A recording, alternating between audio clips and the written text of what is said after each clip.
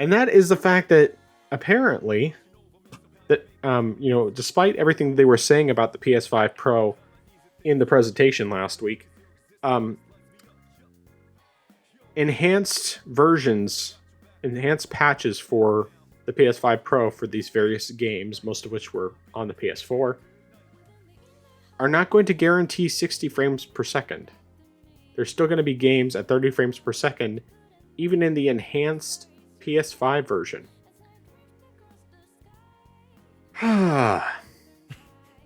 So, of course, I have my thoughts on this. I don't think we want to spend too much time on it, but go ahead and take it away.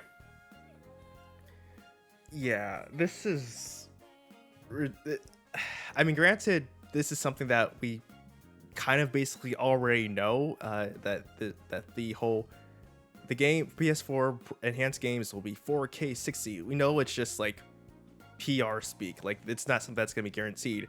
And I almost feel like Sony came out ahead of time, to, just get ahead of the fact that like say like when people say like, hey, this isn't running at 4K 60 FPS, they're like, okay, yeah, we're gonna say that not every game is going to do it, but we're gonna try to have a lot of games be running at 60 FPS. And I'm just wondering to myself, this could possibly be avoided had you kept your goals more realistic, which is something I said before. Stop trying to focus on 4K 60 FPS because not every game will be able to run at 4K 60 FPS. And like, if they had focused on something more realistic, then it would have been a whole lot better. Like something that could be a better standard. And sure, you might have games that do a whole lot better and games that actually could, run at 4K 60 FPS. You might even have games that might not necessarily always hit 4K 60 FPS. But if you have something that's more standard, more baseline, then that's more acceptable. Like something that where you could say the majority of games, where you could say like maybe 75-80% of games will run at this resolution at this frame rate. That's great. When you're running something that might run at 4K 60 FPS, that's not really a good guarantee there. And the fact they say that, that the article said that we could see PS5 Pro Enhanced games that run between 1080p and 1440p at. Oh wait, no, I'm sorry. I was saying that was on the base PS5. Never there. So you might still have games hitting 30 FPS, and you might have games that are not even hitting, that might be using a variable Refresh rate resolution. So like, yeah.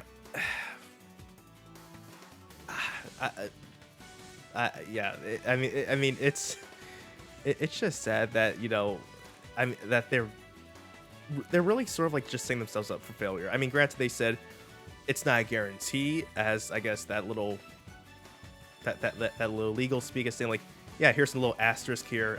Not all games run at 60 FPS, but maybe if you set your sights a little more realistically, then you wouldn't have to worry about saying not all games run at this. Because, again, like I said before, if they had said every single game, no matter what game it is, will be able to run at 1080p 60 FPS, I could applaud them for actually targeting something that's realistic and attainable and still being decent.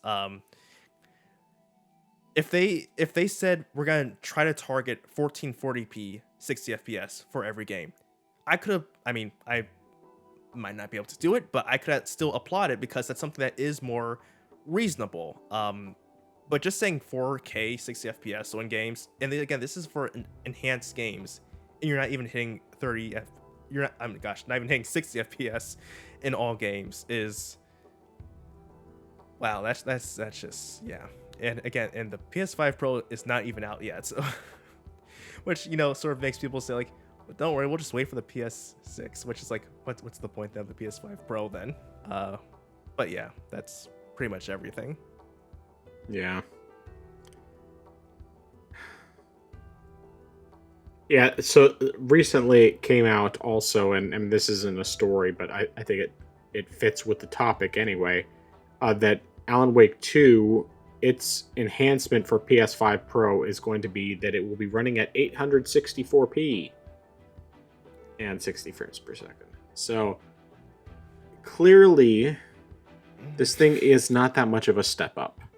Now, of course, you have plenty of people who are still going to buy it because they're okay with the incremental upgrades. They might think, oh yeah, there's definitely some major differences here. And I mean, I suppose there are some differences, but it's just not as significant as they want you to believe. It's just not worth it. I mean, the fact that they had to do the zoom in enhance thing in order to show like these little tiny details that nobody's going to notice unless they're just sitting there and staring at, still, either still images or um like the Spider-Man stuff they showed where it's just he's sitting on a lamppost and looking at the trees and stuff. It's like, yeah, it looks great, but most people are not going to notice this in normal gameplay. They're just not. And oh my goodness, it's just, people need to understand the PS5 is not doing what it's saying it's doing. Yes, it does upscale to 4K. And that's great.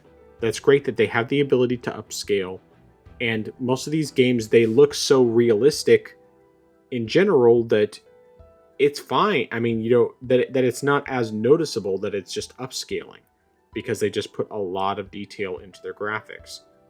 But ultimately, this whole thing was intended to sell 4K TVs, or rather, I should say, the PS4 Pro was intended to help sell 4K TVs, and now because 4K TVs are so common, they feel the need to have 4K on the box, even though they're not actually rendering at 4K, because real 4K looks significantly better than this upscaled 4K. But anyway, I'm not going to keep going down this same rabbit hole that we go over and over again.